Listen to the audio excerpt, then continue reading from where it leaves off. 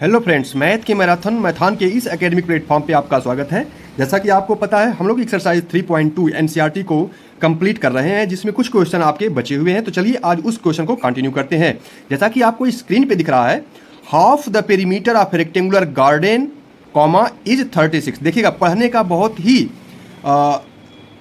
Practice होना चाहिए, नहीं तो आप अर्थ का अनर्थ निकाल सकते हैं। तो अब जा देखिए क्या लिखा है, half the perimeter of rectangular garden. अब यहाँ कामा के बाद यहाँ आया इज 36, यानी क्या है, पेरीमीटर ऑफ द रेक्टेंगुलर क्या है 36। अभी क्या हाफ, यानी सबसे पहले हम क्या करेंगे, एक रेक्टेंगुलर फील्ड बनाएंगे। बना लिया हमने।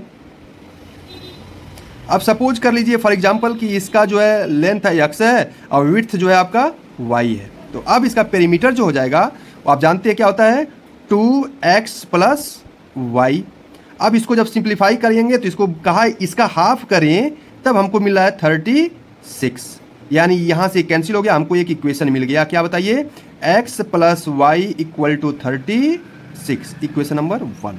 अब बात कर लेते हैं सेकेंड कंडीशन का। क्या कर रहा है, whose length is 4 more than its width. अब यहाँ लिख सकते हैं बाई सेकेंड कंडीशन, जैसे बोर्ड में लिखना है आपको वैसे ही मैं बता रहा हूँ आपको। बाई सेकेंड कंडीशन क्या कह रहा है, जो लेंथ है यानी जो यक्स है वो जो है विड्थ से कितना है, 4 मोर है, यानी 4 ज़्यादा है। अभी फिलहाल ये जो यक्स है वाई से 4 ज़्यादा है, ये कह रहा है क्वेश्चन में। तो अब अगर हमें इसे इक्वल करना है तो हमें छोटे वाले में 4 जोड़ना पड़ेगा। इतना तो बात समझ में आ रहा होगा। तो यहाँ से एक जो नया इक्वेशन मिल गया, हमको मिल गया x minus y equal to 4। ये इक्वेशन नंबर 2 कर दीजिए। अब हमें से क्या कर रहा है, find the dimension of garden, यानी जो ये हमारे पास जो गार्डन है इसका डायमेंशन बताना है, यानी लेंथ बताना है और विड्थ बताना है। अब दो इक्वेशन है, दोनों इक्वेशन को हमें सॉल्व करना है। तो अगर हम दोनों इक्वेशन को ऐड कर दें, ऑन एडिंग, ये आप ग्राफिकल मेथड से सॉल्व भी कर सकते हैं, जो हमने इसके पहले वीडियो में बता रखा है, तो आप वहाँ से सीख लीजिएगा। यहाँ पे मैं एलिमिनेशन मेथड लगा रहा हूँ इस क्वेश्चन को समझाने के लिए। तो यहाँ पे हो जाएगा ऑन एडिंग 1 एंड 2। जब ऐड करेंगे तो लेफ्ट का लेफ्ट में ऐड होगा और राइट का राइट में ऐड होगा। तो हो जाएगा आपका x प्लस वाई और फिर प्लस x माइनस वाई, यहाँ इक्वल टू आपका 36 है और यहाँ इक्वल टू कितना है, 4 है। जब आप इसे ऐड करेंगे तो ये आपका कैंसिल हो गया, 2x इज इक्वल टू मिल गया क्या बताइए यहाँ पे 40। ये समझ में आ रहा है आप लोगों को, 2x इज इक्वल टू क्या मिल गया आपको 40।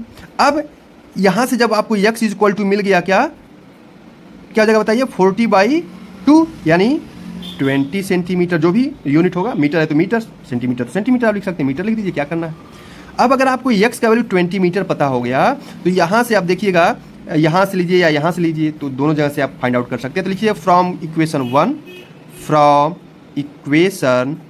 1 क्या हो जाएगा, x की जगह 20 हो जाएगा, यहाँ पे आप वैल्यू रखेंगे 20 plus y is equal to 36, यानी this implies that y is equal to मिल जाएगा आपका 16 मीटर। तो हमारा जो डायमेंशन ऑफ गार्डन है वो आपका 20 मीटर और 16 मीटर है। ये तो हो गया आंसर का। अब इसका सत्यता यानी इसका आंसर करेक्ट है कि नहीं है ये जान लिया जाए। तो यहाँ स्टेटमेंट में देखिएगा क्या लिखा है, हुज लेंथ, ज़रा ध्यान से देखिएगा क्या लिखा है, whose length is 4 more than its width, यानी जो लेंथ है वो विड्थ से 4 ज़्यादा है। तो हमको यहाँ से स्पष्ट दिख रहा है कि लेंथ जो है विड्थ से 4 ज़्यादा है। तो अब चलिए चलते हैं नेक्स्ट क्वेश्चन पे। चलिए अब बात कर लेते हैं नेक्स्ट क्वेश्चन का। तो नेक्स्ट क्वेश्चन क्या कह रहा है जरा पहले समझ लिया जाए। लिखा है, given the linear equation 2x plus 3y minus 8 equal to 0, write another linear equation, यानी हमें एक दूसरा लीनियर इक्वेशन इन 2 वेरिएबल लिखना है। और किस तरीके का, such that the geometrical representation of the pair so formed is, क्या पहला कंडीशन क्या है, वो इंटरसेक्ट करे। तो अब आपको इंटरसेक्ट वाला कंडीशन याद होना चाहिए, क्या है वो, a1/a2 does not equal to b1/b2। Second है पैरेलल कंडीशन हो जाना चाहिए, यानी a1/a2 equal to b1/b2 does not equal to c1/c2 होना चाहिए। थर्ड कंडीशन क्या है, a1/a2 equal to b1/b2 equal to c1/c2। अब एक एक कंडीशन के बेस पर हम इस इक्वेशन के करस्पॉन्डिंग लाइन का इक्वेशन लिखेंगे। तो चलिए देखते हैं कैसे। पहले हम क्या करेंगे, जो इक्वेशन उसे लिख लिया जाए। पहला है आपका 2x plus 3y minus 8 equal to 0। अब आप क्या करिए, यहाँ पे a1 सपोज कर लीजिए, ये आपका b1 हो जाएगा, ये आपका क्या हो जाएगा c1। और हमारा इक्वेशन क्या होना चाहिए, इंटरसेक्टिंग इक्वेशन होना चाहिए। तो अब हमारा कंडीशन होता है a1/a2 does not equal to b1/b2 B2। तो अब हम इसी के बेस पे लिखने का प्रयास करेंगे। तो अगर ये 2 है तो हम यहाँ लिख सकते हैं, हमारे ये 3 लिख दिया, 3x और प्लस 4y लिख दिया और माइनस 8 कर दिया, इक्वल टू 0 कर दिया। तो अब जरा देखिएगा यहाँ पे, तो ये हो गया क्या आपका A2 हो गया और ये हो गया आपका B2। गेस कर लीजिए बस इसी के बेस पे, 2 और 3 के बेस पे। तो अब देखिए यहाँ पे 2/3 A1 अपान A2 और B1 अपान B2 कितना हो जाएगा 3/4। अब बताइए क्या ये दोनों इक्वल है? नहीं इक्वल है, यानी पहला का इक्वेशन जो पहले का आंसर क्या हो जाएगा आपका 3x + 4y - 8। ऐसे ही सेकंड का देख लिया जाए। सेकंड में कह रहा है पैरेलल होना चाहिए, मतलब वो इंटरसेक्ट कहीं ना करे। तो अब इसके लिए कंडीशन क्या है? इसके लिए कंडीशन होता है आपका अब पैरेलल के लिए पैरेलल का कंडीशन क्या होता है आपको याद होना चाहिए, A1 upon A2 equal to B1 upon B2 does not equal to C1 upon C2। अब यहाँ पे आपको कुछ नहीं सोचना ही नहीं, बहुत सिंपल हो गया। जैसे हमारा इक्वेशन क्या है 2x + 3y - 8 इक्वल टू 0 है, तो यहाँ पे आप लिख सकते हैं इसी का दोगुना कर दीजिए, 4x + 3 का दोगुना कर दीजिए 6y। अब यहाँ पे आपको सोचना है, यहाँ पे C1 अपान C2 इक्वल नहीं होना चाहिए। तो अगर ये 8 है तो यहाँ पे हम 9 कर दें, जो भी आप संख्या लिखना चाहें, बस इक्वल नहीं होना चाहिए। तो हमने लिख दिया 9 इक्वल टू 0। अब ये सेटिस्फाई कर रहा है नहीं कर रहा है, इसको चेक कर लिया जाए। तो ये हो गया आपका A1, ये हो गया B1, ये हो गया आपका C1, ये हो गया आपका A2 जो हमने लिखा इक्वेशन, B2 हो गया, ये हो गया आपका C2। तो A1 है 2/4 हो जाएगा, A1 अपान A2। यहाँ पे हो जाएगा आपका 3/6 और यहाँ पे हो जाएगा क्या बताइए -8 अपान -9। तो अब जरा देखिएगा क्या ये दोनों इक्वल हैं? हाँ हैं, 2 2 जा 4, 3 2 जा 6, 1/2 1/2। क्या ये इक्वल होगा 8/9? नहीं। इसका मतलब हमारा ये आंसर सही है। अब आ जाइए थर्ड वाली कंडीशन की बात कर लेते हैं। इसमें कोइंसिडेंट होना चाहिए, मतलब A1 upon A2 equal to B1 upon B2 equal to C1 upon C2 होना चाहिए। तो इसके लिए और सिंपल हो गया सोचना कि ये लिख दिया आपने, ये लिख दिया 2x + 3y - 8 इक्वल टू 0। अब इसी इक्वेशन में किसी एक पर्टिकुलर नंबर से मल्टीप्लाई करके जो भी आपके माइंड में आ रहा हो लिख दीजिए इक्वेशन। तो हमारा दिमाग कर रहा है कि 2 से मल्टीप्लाई कर दें या 3 से भी कर सकते हैं, तो हम 2 से मल्टीप्लाई करते हो जाएगा आपका 4x + 6y - 16 हो जाएगा, -16 इक्वल टू 0। अब यहाँ देख लिया जाए सेटिस्फाई कराने, A1 हो गया, B1 हो गया, C1 हो गया, A2 हो गया, B2 हो गया और ये C2 हो गया। चलिए देख लिया जाए। तो 2/4 3/6 -8 -16, 2 2 जा 4, 3 2 जा 6, 8 2 जा 16, 1/2 1/2 हो गया। इसका मतलब ये हमारा जो आंसर है क्या होगा, परफेक्ट आंसर है। तो अब चलिए चलते हैं नेक्स्ट क्वेश्चन पे।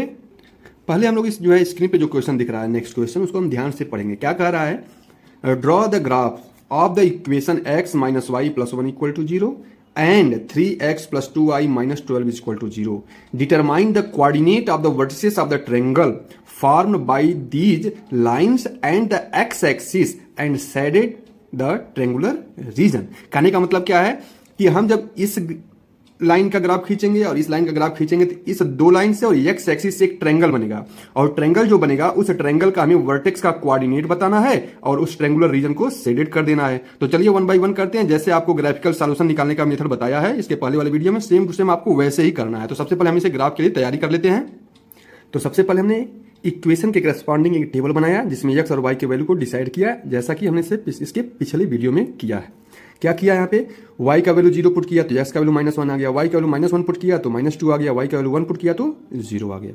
ऐसे ही यहाँ पे भी x y के वैल्यू को डिसाइड किया और जो है एक वैल्यू को हमने डिसाइड किया, मान लीजिए 0 y को वैल्यू 0 पुट किया तो x का वैल्यू 4 आ गया।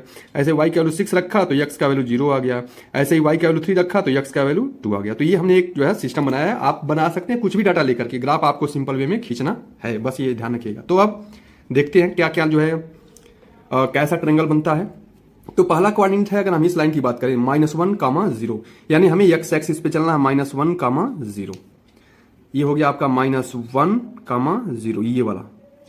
अब है आपका -2, -1, यानी -2, -1 ये आपका यहां पे आएगा। -2 चलेंगे x एक्सिस पे -2 और y पे -1, तो ये कोऑर्डिनेट आपका यहां पे आएगा। थोड़ा सा कोऑर्डिनेट का वैल्यू छोटा छोटा हो गया, ध्यान दीजिएगा। ये हो जाएगा -2, -1। अब है आपका सेकंड है आपका 1, 0, यानी x पे हमें चलना ही नहीं चलना है और y पे 1 चलना चाहिए, हो जाएगा 1 यहाँ पे।